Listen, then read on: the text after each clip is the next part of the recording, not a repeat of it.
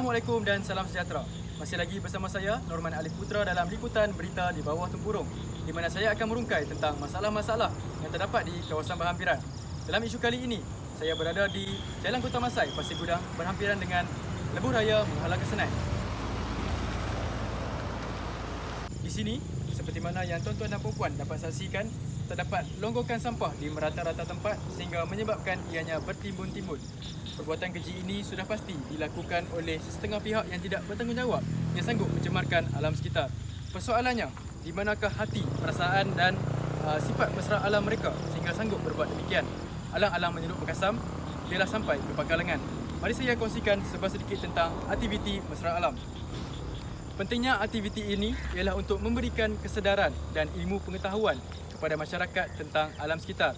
Ia juga untuk membantu meningkatkan tahap kebersihan kawasan persekitaran, terutamanya di kawasan perumahan, persekolahan dan tempat kerja. Aktiviti ini juga dapat menarik perhatian pelancong asing untuk berkunjung ke negara kita. Untuk menyertai aktiviti ini, kita perlu mempunyai beberapa kemahiran asas. Antaranya ialah mempunyai matlamat memelihara alam. Dengan penanaman motivasi tersebut di dalam diri dan minda, kita akan berupaya memastikan alam sekitar sentiasa terjaga. Yang kedua ialah sifat ingin membantu yang tinggi.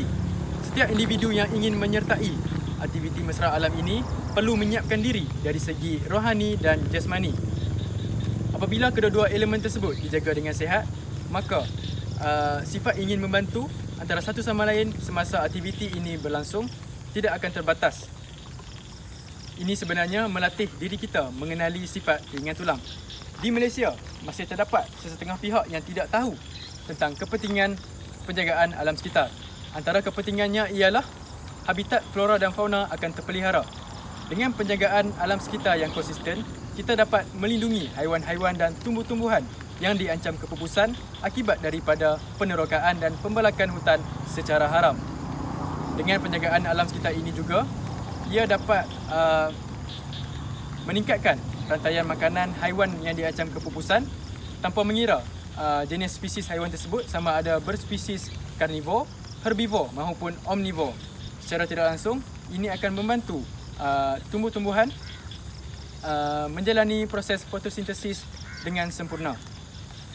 Penjagaan alam sekitar yang baik juga dapat memupuk sifat tanggungjawab dan erti menghargai dalam diri masyarakat. Hal ini sedikit sebanyak akan mengurangkan sikap membuang sampah merata-rata. Walaupun proses ini bermula dengan agak perlahan, lambat laun akan menemui kejayaan sekiranya kebersihan dijadikan keutamaan. Terdapat beberapa pencemaran yang menjadi faktor kemerosotan alam sekitar. Yang pertama ialah pencemaran tanah. Sebagai contoh, di kawasan sekeliling saya ini, iaitu pembuangan sampah sarap merata-rata dan kebanyakannya berupa plastik. Untuk makluman tuan-tuan dan puan-puan, plastik mengandungi bahan kimia seperti karbon monoksida yang mampu menjejaskan kualiti tanah untuk penanaman semula di masa akan datang. Ia juga memakan masa ribuan tahun untuk terurai. Yang kedua ialah pencemaran air, seperti pembuangan sisa toksik ke dalam sungai dan laut yang mampu menjejaskan hidupan akuatik. Hal ini kerana kualiti air yang berkeladak dan hidupan akuatik tidak memperoleh kemudaraan yang bersih dan sihat kerana permukaan air yang berminyak. Yang ketiga ialah pencemaran udara. Sebagai contoh, asap daripada kilang, kenderaan serta asap rokok dan pembakaran terbuka yang mampu menimbulkan masalah jerebu. Yang terakhir ialah pencemaran bunyi seperti hon kenderaan, penambahbaikan jalan raya dan pembangunan. Dengan adanya masalah-masalah ini, maka dunia telah mewujudkan satu konsep yang diberi nama konsep teknologi hijau. Dari segi istilah, teknologi hijau bermaksud penggunaan faktor sains dalam alam sekitar untuk memelihara alam semula jadi dan mengurangkan kesan negatif aktiviti harian manusia. Antara perkara-perkara yang terdapat di dalam konsep teknologi hijau ialah menetapkan kawasan larangan merokok di tempat awam dan kawasan terbuka seperti restoran maupun pasaraya. Yang seterusnya ialah penjimatan penggunaan tenaga. Kita disarankan untuk menjimatkan penggunaan tenaga air dan elektrik apabila tidak digunakan. Yang ketiga ialah amalan 3R, iaitu reduce, reuse dan recycle, ataupun dalam bahasa Melayu maksudnya ialah kita semula. Banyak faedah amalan kita semula ini.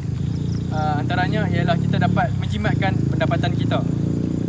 Dan yang seterusnya ialah mengurangkan penggunaan bahan pakai buang.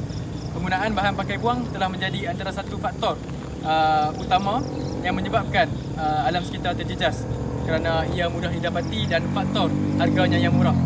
Kesimpulannya, konsep teknologi hijau ini ialah untuk mengembalikan persekitaran ataupun suasana yang nyaman dan bersih.